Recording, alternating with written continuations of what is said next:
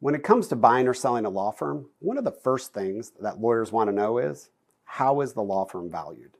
Well, it's all about understanding the financial and operational health of the practice. We start by looking at revenue and profitability. How much income is the firm generating consistently over time? We also consider the types of cases the firm handles, whether it's transactional work, litigation, or other specialties. Next, we evaluate the client base. Are there long-term relationships, or is their work project-based? A firm with recurring clients often has higher value.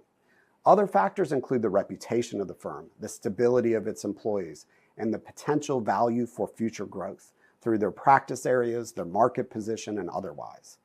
We'll also look at the firm's liabilities and expenses to get a true sense of profitability. Another factor that goes into the firm's worth is its SOPs, its standard operating procedures. What have you built that doesn't require you? If you're thinking about buying, selling, or understanding these valuation factors, standard operating procedures where you as the owner don't have to do everything is critical.